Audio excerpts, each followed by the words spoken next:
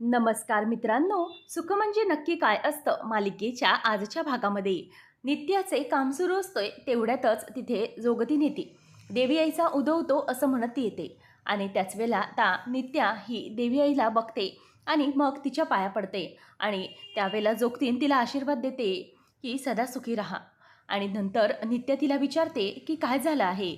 तेव्हा ती म्हणते की तुझा निरोप घेण्यासाठी इथे आले, म्हणजेच काहीतरी कारण आहे हे तुला आता समजते. तेव्हा मग नित्या म्हणते की हो, मला सांग की काय झालं आहे, नेमका कोणता संकेत घेऊन आलीस तू आणि आता कोणती धोक्याची सूचना आहे माझ्यासाठी. तेव्हा मग ती म्हणते की खूप मोठी धोक्याची सूचना आहे. तुझ्या काळजाचा तुकडाला त्रास होतोय, हा प्रश्न तुझ्यासमोर मी आणते आणि तुझ्या सगळ्यात जवळची व्यक्ती तुझ्यापासून काळ हिरावून घेणार आहे आणि त्या गोष्टीला सुरुवात झालेली आहे. आता काळ सगळ्यात मोठी परीक्षा तुझी घेत आहे, कारण त्या परीक्षेत तू फक्त एकटी आहेस, कोणी तुझी साथ देणार नाही. तुला एकटीला याच्यातून बाहेर पडायचं आहे. तेव्हा मग ती म्हणते की तू नेहमीसारखं मला स्पष्ट काही सांगणार नाहीत, कोड्यातच बोलणार. पण मला देवी आई काहीतरी संकेत देईल ना, काहीतरी मार्ग दाखवेल ना की कुठे मला जायचं आहे. तेव्हा मग ती म्हणते की हो, देवी आई तुला मार्ग हा दाखवेलच. हे बघ, हा भंडारा घे. या पिशवीतला जो भंडारा आहे तो आकाशात उधळ आणि ज्या दिशेने हा भंडारा जाईल त्या दिशेने तुझा मार्ग आहे असं समज आणि त्याच दिशेने तुझी व्यक्ती तुला सापडेल. आता फक्त तुला देवी आईचा हा संकेतच वाचवू शकतो. घाई कर, खूप वेळ कमी आहे आणि आतापासून तुझ्या वेळाला सुरुवात झालेली आहे.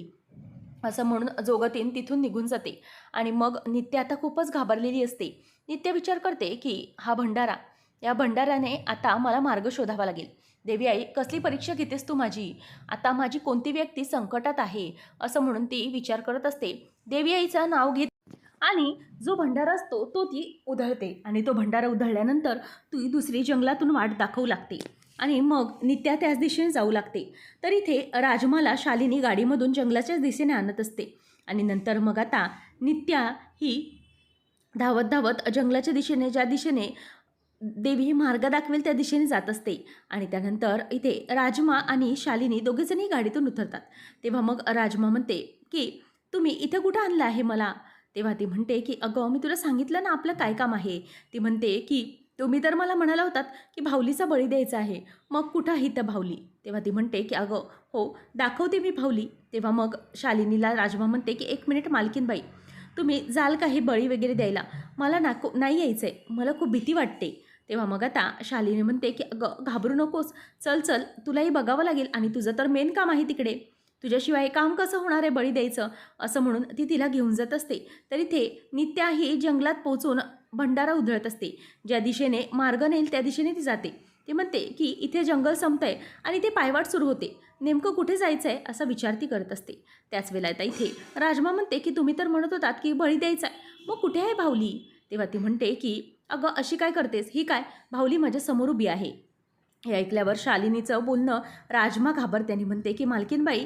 तेव्हा ती म्हणते की हो, तुझाच बळी द्यायचा आहे मला, तूच तर माझी भावली आहेस. असं म्हणून आता ती तिच्यासमोर बंदूक धरते आणि राजमा खूप घाबरते. आणि नंतर शालिनी म्हणते की लक्ष्मी जयदीप शिंदे, तुला काय वाटलं मी तुला ओळखू शकणार नाही. तेव्हा मग आता शालिनीला ती म्हणते की तुम्हाला माहिती आहे माझी ओळख. ती म्हणते की हो, मला तुझी ओळख समजली, म्हणूनच तर इथे तुझा बळी देण्यासाठी म्हणून मी घेऊन आले. मला खूप लपवलंस तू. काय ना, मी माझ्या सगळ्या अख्ख्या खानदानाला संपवलं, पण तू चालाक निघाली, लबाडीने मला फसवलं आणि कसं माझ्याबरोबर राहिलीस, मला माझ्याबरोबर राहून राहून सगळं माहीत करून मला चकवा देत राहिलीस. पण तुला हे कळलं नाही की मी शालिनी आहे आणि शालिनी शांत बसणार नाही आणि तुझा काटा हा काढणार हा तुला कसा कळणार नाही. लक्ष्मी जयदीप शिंदे असं म्हटल्यावर आता लक्ष्मी म्हणते की आई, अशी ती जोरात हाक मारते आणि शालिनी मागे पडते. त्याच वेळेला आता राजमा पळून जाते. त्याच वेळेला आता नित्या ही इकडे तिकडे शोध घेत असताना राजमा पळते. शालिनी तिला जोरात आवाज देते, पण ती शालिनीला चकवा देऊन तिथून पळून जाते आणि राजमा जीव मुठीत धरून धावत असते आणि शालिनी म्हणते की राजमा, मी तुला सोडणार नाही. तर इथे नित्या ही जागोजागी हातामध्ये ती भंडाऱ्याची पिशवी घेत उधळत उधळत चाललेली असते. कुठे कोण काही मार्ग सापडतोय का, कोण संकटात आहे हे ती शोधत असते. त्याच वेळेला आता शालिनीची गाडी समोर येते आणि शालिनी ही समोर गाडीवर बसलेली असते आणि राजमा तिच्या समोर जाऊन उभी राहते. राजमा म्हणते की तुम्ही. तेव्हा ती म्हणते की अगं राजमा, कशाला इतकी धावपळ करतेस, कशाला इथून इथून धावतेस. अगं काय गरज आहे हे सगळं करण्याची? तुला सांगितलं ना मी, उगीचच धावधाव करू नको. अगं माझ्या हातून मरायचं आहे तुला, की तुला दमून दमून मरायचं आहे ते मला जरा सांग. आणि तू आता धावण्याची काहीच गरज नाही आहे. आता इथे तुला वाचवण्यासाठी कोणीही येणार नाही. आता तुझा मृत्यू हा माझ्या हातूनच लिहिलेला आहे, लक्षात ठेव. तेव्हा मग राजमा घाबरते आणि पुन्हा दुसऱ्या दिशेने पळू लागते. तेवढ्यातच समोरून एक व्हॅन येते आणि ती व्हॅन आल्याबरोबर राजमा तिथल्या तिथे थांबते आणि व्हॅनमधून काही बायका बाहेर पडतात. त्यांना पाहून ती खूपच घाबरते आणि राजमा म्हणते की ह्या बायका कोण आहेत? तर शालिनीने त्या बायकांना बोलवलेले असते आणि मग एक एक बायका बाहेर पडतात आणि त्यांच्या हातामध्ये मोठ्या काठ्या असतात आणि त्यांनी स्वतःचे चेहरे लपवलेले असतात. आणि मग शालिनी म्हणते की बघितलंस, आज तुझा काळ आला आहे, तुला कोणी वाचवणार नाही. मी तुला सांगितलं होतं ना की तुझा मृत्यू हा माझ्या हातून तर माझ्या हातूनच लिहिला आहे. आणि त्याच वेळेला त्या बायका येतात आणि त्या बायका या सगळ्या मिळून काठ्याचे असतात ते राजमाच्या मानेवर धरतात आणि सगळ्या बाजूने तिला धरलेलं असतं. तिला खूपच त्रास होत असतो. त्याच वेळेला आता त्या बायकांना ती सोडा सोडा असं ओरडत असते, मात्र त्या काहीच दया दाखवत नाहीत. तर इकडे नित्याही जोरजोरात धावत असते. तिला कळत नसतं की कुठून काही मार्ग शोधू. तिला काहीही मार्ग सापडायला नसतो. समोर जाऊन ती थांबते आणि म्हणते की ही तर दरी आहे. आता मी इथून कुठे जाऊ? कुठे मार्ग आहे? देवी आई नेमका मला कुठला मार्ग दाखवण्याचा प्रयत्न करते, असं म्हणून ती आता धावत असते. त्याच वेळेला इथे शालिनी म्हणते की राजमा, चला आता हिला माझ्याकडे आणा, इथे माझ्या जवळ आणा, असं शिट्ट्या मारून ती त्या बायकांना जवळ बोलवते. आणि सगळ्या बायकांनी काठीला धरूनच तिची मानगूड धरून धरून तिला राजमाला शालिनीसमोर आणून उभं करतात. तेव्हा शालिनी म्हणते की झालं, अगं तुझ्या पूर्ण खानदानाला संपवलं मी. तुझे काका, मामा, आजी सगळे काही संपले. पण ही शालिनी उरली आणि मात्र तू भाची राहिलीस. तू छान लबाडी करून मला फसवत होती, पण मात्र तुझा खेळ आता संपलेला आहे आणि तुला आता काही लपवता येणार नाही. म्हणूनच तुला आता माझ्याच तावडीत सापडावं लागेल. असं म्हणून आता नित्या ही बाहेर पायवाटेवर येते आणि म्हणते की हे कोण आहे? नेमकं काय करायचं मला काही कळत नाही आहे. कोणाच्या जीवावर उठली आहे तेच समजत नाही. तेव्हा आता शालिनी म्हणते की हे बघ राजमा, आता पुढला नंबर तुझा. तुला काय वाटलं की तू मला चकवा देऊन माझ्यासमोर राहशील आणि तू आणि तुझी आई मिळून मला संपवाल? असं अजिबात होणार नाही. शालिनी कधीही संपणार नाही. आता उलट शालिनी तुझाच अंत करणार आहे. बघूया तुझी आई तुला वाचवते की तुझा बाप. कोणी तुला वाचवायला येणार नाही. तुझा बापही येणार नाही. तेव्हा राजमा म्हणते की ए शालिनी, तू विसरलीस की काय? माझं नाव कोण आहे? लक्ष्मी आहे मी, लक्ष्मी. जयदीप आणि गौरीची लेक आहे मी. अशी हार मानणार नाही मी. आणि हो, तुझ्या हातून तर कधीच मरणार नाही, असं ती अगदी तोऱ्यामध्ये बोलून दाखवते. त्याच वेळेला शालिनी चिडते आणि म्हणते, अच्छा तू जयदीप आणि गौरीची लेक आहे ना, ठीक आहे. पण तुझे आई बापाही आता तुला वाचवू शकणार नाही. पुढच्या 2 ते 3 मिनिटामध्ये तुझा जीव जाईल आणि तो तुझा मृत्यू हा माझ्या हातून लिहिला आहे. आता त्याची सुरुवात झाली. असं म्हणून ती गाडीवरून खाली उतरते आणि लक्ष्मीच्या मानेवर ती आता बंदूक ठेवत असते. त्याच वेळेला सगळ्या बायकांनी तिला धरलेलं असतं. राजमा मात्र घाबरत नसते आणि तिच्याकडे ती एकदम रागाने बघत असते. तेवढ्यातच आता शालिनी ही तिच्या मानेवर बंदूक ठेवून असते आणि इथे खड्ड्यामध्ये नित्याचा पाय अडकतो आणि ती तिथल्या तिथे खाली पडते आणि जो भंडारा असतो तो खाली सांडतो. म्हणूनच आता नित्या पटकन उठते आणि तो खाली पडलेला रस्त्यावरचा भंडारा पिशवीत पटापट भरू लागते आणि म्हणते की देवी आई, माझ्यासमोर काय मार्ग दाखवलायस तू? काय करणार आहेस तू? मला पटकन संकेत दाखव. म्हणूनच आता इथे शालिनी म्हणते की राजमा बघ, माझ्या डोळ्यात बघ. तुझ्या डोळ्यात मला मृत्यूची भीती दिसली पाहिजे. घाबर मी तुला आता मारून टाकणार आहे, असं ती म्हणत असते. पण मात्र राजमाच्या डोळ्यात भीती काही नसते. राजमा म्हणते की मी तुला अजिबात घाबरणार नाही शालिनी. काही झालं तरीही मी माझ्या आईवडिलांची लेक आहे. मी तुला पुरून उरीन, असं ती म्हणते आणि शालिनीच्या हाताचा ती जोरात चावा घेते आणि त्या बायका तिला आणखी गत्त धरतात. आणि शालिनी ही म्हणते की अच्छा, तुझ्यामध्ये इतकी ताकद आहे, ठीक आहे, पण आत्ता आम्ही तुला सोडणार नाही. आणि शालिनी स्वतःच्या हाताला घेतलेला तिने चावा घेतलेला बघते आणि खूपच चेतून उठते आणि बंदूक पुन्हा धरून तिच्या खांद्यावर ताणायला लागते. त्याच वेळेला तर इथे सगळ्या बायका तिला धरतात आणि लगेच शालिनी म्हणते की ओरड ओरड, किती ओरडायचं ते ओरड, पण तुला कोणीही वाचवणार नाही. इथे तुला वाचवण्यासाठी देवी किंवा तुझे आई वडील कोणीही येणार नाहीत. आणि त्याच वेळेला इथे शालिनी आता तिच्या खांद्यावर बंदूक ठेवते. तेव्हा मात्र जोरात राजमा आई अशी हाक मारते. त्याच वेळेला समोरून आता नित्या भंडारा उधळत शालिनीपर्यंत पोचलेली असते. नित्याला समोर पाहून शालिनी दचकते. ती म्हणते की ही इथे कशी पोचली? तरी ते अंबाबाईची कृपा होऊन नित्या तिथपर्यंत पोचलेली असते आणि भंडाऱ्याची पिशवी खाली ठेवतच ती आता शालिनीच्या दिशेने जोरजोरात पळू लागते आणि नित्याला समोर पाहून राजमाला खूपच दिलासा मिळतो. सगळ्या बायका हे तिच्याकडे बघत असतात. शालिनी म्हणते की नाही, मी आत्ता या राजमाला सोडणार नाही आणि ती तिच्याबरोबर बंदूक चालवायला जाणार तेवढ्यातच नित्या तिचा जोरात हात धरते आणि तिचा एक हात बाजूने मोडून बंदूक खाली पाडते. आणि नंतर आता इथे राजमा म्हणते की आई, आणि ती म्हणते की थांब लक्ष्मी, मी आली आहे. त्याच वेळेला आता ज्या बायका असतात त्या बायकांनी लक्ष्मीला धरलेली असते आणि तिची त्या बांबूनेच मान दाबण्याचा प्रयत्न करत असतात. म्हणून नित्या चवताळून उठते आणि त्या एका बाईच्या हातचा बांबू घेते आणि सगळ्या बायकांना ती आता तिथल्या तिथे मार देऊ लागते आणि सगळ्यांना ती तिथल्या तिथे सोप देत असते आणि राजमाची सुटका करतच सगळ्यांचा ती आता संहार करायला सुरुवात करते. तर इथे देवी आईची कृपा ही नित्यावर झालेली असते आणि नित्याच्या अंगामध्ये 10 हत्तीचं बळ संचारत दुर्गेचा अवतार घेत ती सगळ्या बायकांना आसमान दाखवत असते. सगळ्या बायकांच्या हातची दांडकं घेऊन ती प्रत्येक बाईवर मारत असते. सगळ्या बायका मिळून नित्यावर हल्ला करण्याचा प्रयत्न करतात. मात्र नित्या प्रत्येकाचा प्लॅन फ्लॉप करत प्रत्येकाला चोप देत असते आणि त्याच वेळेला तर इथे एक बाई ही लांबूनच नित्याला मारणार तेवढ्यातच नित्या ही स्वतःचा हात वर करते आणि ज्या दोघींच्या लाठ्या असतात त्या एका लाठीवर झेलत त्या दोघींनाही खाली पाडते. दोघींच्याही पोटात मारत त्यांना ती खाली पाडून टाकते. अशा रीतीने सगळ्यांनाही शालिनीच्या समोरच नित्याने आसमान दाखवलेलं असतं आणि नित्या तिथल्या तिथे सगळ्यांना मारून पाळत असते. तर बायका घाबरतात आणि प्रत्येक बायका उठून स्वतःच्या काट्या तिकडेच दाखवून त्यांच्या गाडीमध्ये बसतात आणि तिथून पळून जातात. आणि मात्र शालिनी ही खूप घाबरलेली असते आणि शालिनी आता विचार करते की नाही, काही करून मला आता हिचा सूड घेतला पाहिजे आणि ती हळूच तिच्याच नकळत आता बंदूक उचलण्याचा प्रयत्न करत असते. आणि तेवढ्यातच आता ती म्हणते की थांबा, आता तुमच्या दोघींनाही मारल्याशिवाय मी शांत बसणार नाही. नित्या तिच्याकडे रागाने बघत असते आणि राजमाला मागे ठेवून ती स्वतः मृत्यूला सामोरे जायला तयार होते. तर इथे शालिनी म्हणते की बस बस झालं तुमचा हा खेळ, आता मात्र मी तुमच्या दोघींचाही सूड घेणार, दोघींनाही मी आता सोडणार नाही. आता शालिनी तिला म्हणते. मात्र आता शालिनी बंदूक चालवायला जाणार तेवढ्यातच नित्या म्हणते की चालव, तुझ्यात हिंमत असेल तर चालव. पण बंदूक काही चालत नसते आणि त्याच्यातल्या गोळ्या ह्या संपलेल्या असतात.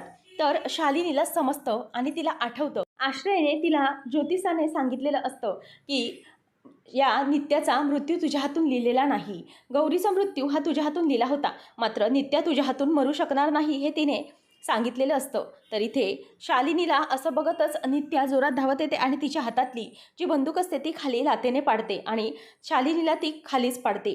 आणि त्याच वेळेला इथे आता शालिनी ही नित्याला बघत असते आणि नित्या मात्र आता शालिनीवर हल्लाबोल करते आणि तिच्या हातात काठी असते आणि एखाद्या देवीच्या अवताराप्रमाणे नित्या ही पेटलेली असते आणि तिच्याकडे बघत असते आणि तिला म्हणते की आपल्या स्वतःच्या मुलाच्या जीवावर बेतलं तर साधी मायाळू गाय असते तीही वाघीण बनते आणि म्हणूनच मी तुला सोडणार नाही. त्यावेळेला आता नित्याच्याच रूपामध्ये शालिनीला देवी आईचं दर्शन होतं आणि समोरच देवी आईच्या रूपामध्ये नित्याला जेव्हा शालिनी बघते तेव्हा तिला आणखीनच त्रास होऊ लागतो आणि तिथल्या तिथे ती खाली चक्कर येऊन पडून जाते आणि तिचा आता चक्कर येऊन तिथल्या तिथे बेशुद्ध झालेली असते. शालिनी आता जेव्हा चक्कर येऊन खाली पडते तेव्हा आता लगेच राजमा ही नित्याजवळ जाते आणि म्हणते की आई. मग राजमाला नित्या विचारते की तुला काही झालं नाही ना, तू ठीक तर आहेस ना? तेव्हा ती म्हणते की हो आई, तू अगदी वेळेवर आलीस आणि माझा जीव वाचवलात. आता शालिनीला असं पाहून राजमा खूप घाबरलेली असते आणि राजमा आता शालिनीला बघतच नित्याला मिठी मारत खूप खूप रडत असते. आणि इथे आता अधिराज हा घरी आलेला असतो आणि विमल विचारते की काय रे राजा, तू कुठे गेला होतास? सकाळपासून घरी नव्हतास आणि कुठे सांगून बी गेला नाहीस की कुठे गेला असते. तेव्हा तो म्हणतो की आईडे असं काय नाही, अगं माझं जरा काम होतं तिथं मी गेलो होतो, बाकी काही नाही, तू अजिबात काळजी करू नको, सगळं काही व्यवस्थित आहे असं तो तिला दिलासा देत असतो. पण त्याच वेळेला विमल म्हणते की नित्या मॅडम पण कुठे गेल्यात काही माहिती नाही. तेव्हा अधिराज विचार करत असतो की नेमकं नित्या मॅडम कुठे गेल्या असतील. तेवढ्यातच आता नित्या ही समोरून येते आणि ती राजमाला घेऊन येत असते. राजमा खूपच घाबरलेली असते. विमल आणि अधिराजला देखील तिला बघून धक्का बसतो. नंतर राजमा येते तेव्हा अधिराज उठून उभा राहतो आणि म्हणतो की राजमा, अगं काय झालं, तू अशी का? तेव्हा तिच्या डोळ्यामध्ये पाणी असतं. नित्या म्हणते की तिला बरं वाटत नाही आहे, तिला कसं तरी होतं आहे, म्हणूनच मी तिला इकडे घेऊन आले. तेव्हा अधिराज येतो आणि म्हणतो की काय झालं आहे तुला? आणि तिच्या मानेला आणि डोक्याला हात लावून पाहतो तर तिचं अंग तापाने फणफणलेलं असतं. अधिराज म्हणतो की अगं राजमा, तुला तर खूप ताप आला आहे, तुझं अंग गरम लागतं आहे, काय झालं आहे? तू काही बघितलेस का, घाबरलीस का? तेव्हा अधिराजचा हात धरून राजमा रडायला लागते. अधिराज म्हणतो की अगं राजमा, काय झालंय, मला जरा सांग, तुला कोणी काय बोललं आहे का? तेव्हा मग नित्या म्हणते की ती खूप घाबरली आहे आणि तिच्यासमोर खूप मोठं सत्य आलं आहे, भूतकाळातलं सत्य, म्हणूनच ती घाबरली आहे आणि तिला थरथरायला झालं आहे आणि म्हणूनच मी तिला आधार दे तिकडे आणलं.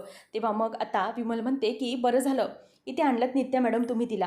आणि राजमा, भूतकाळातलं कोणतं सत्य तुला समजलं आहे? तुझ्या आईवडिलांबद्दल काही समजलं आहे का? तेव्हा नित्या म्हणते की हो, तिला त्याचाच खूप त्रास होतोय म्हणून ती रडत होती.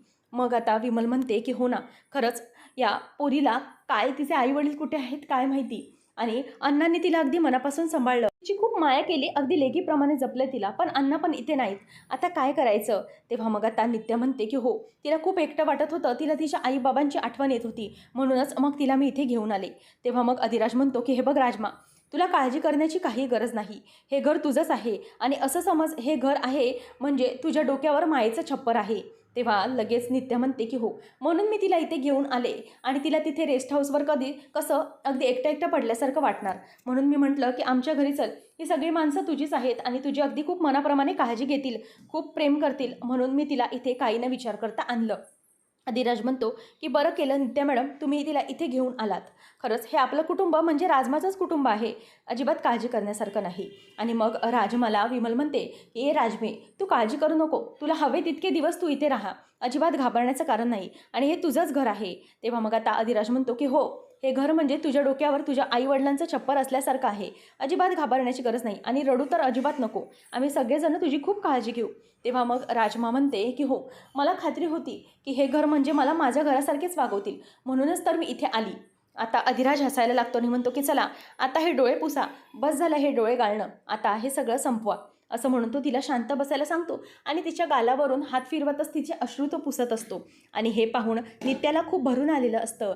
अधिराज आणि राजमाची ती एकमेकांवरची माया आणि बापलेकींचं एकमेकांवरचं प्रेम बघून ती खूपच सुखावते आणि अधिराजला म्हणते की अधिराज, आपण हिला आतमध्ये घेऊन जाऊया, आणि तिच्या पाठीवरून हात फिरवते. त्याच वेळा इथे लक्ष्मीला आता लहानपणाची आठवण येते. जयदीप आणि गौरी कसे तिला एकमेकां जपायचे हे तिला सगळे काही आठवते आणि तिला बरं वाटतं. तर आता पुढच्या भागात आपण पाहणार आहोत, अधिराज हा नित्याला म्हणत असतो की नित्या मॅडम, हा जयदीप म्हणजे या लक्ष्मीचा बाप आहे, म्हणजे ही राजमा म्हणजे जयदीपची पोरगी आहे का? त्यावेळेला आता ती म्हणते की हो बरोबर आहे, ही राजमा म्हणजे जयदीपची पोरगी. तर इथे पाहुणे ही शालिनी बरोबर असते, तेवढ्यातच नित्या मोठ्याने शालिनी असा आवाज देत आतमध्ये येते आणि शालिनीला बघतच तिच्या हातातली तलवार ही पुढे येते. नित्याच्या हातात मोठी तलवार असते आणि शालिनी तिला बघून घाबरते. आता शालिनीला ती म्हणते की शालिनी, तुला काय वाटलं की तू माझ्या लेकरावर हल्ला करशील, माझ्या मुलीला मारण्याचा प्रयत्न करशील आणि मी शांत बसेन? अजिबात असं होणार नाही. तुला वाटलंच कसं की तू माझ्या मुलीला मारायचा प्रयत्न करशील आणि मी तुला सोडेन? अजिबात सोडणार नाही. याच तलवारीने तू शिर्के पाटील कुटुंबाला संपवलं होतंस ना, आता हीच तलवार तुझ्या मानेला चिरडून घालीन, असं म्हणून आता तिच्या मानेवर ती तलवार ठेवते आणि शालिनी खूपच घाबरते. आता नित्या शालिनीचा अंत कसा करणार हे पाहणं रंजक ठरणार आहे. असेच अपडेट जाणून घेण्यासाठी आजच आपल्या चॅनलला सबस्क्राईब नक्की करा.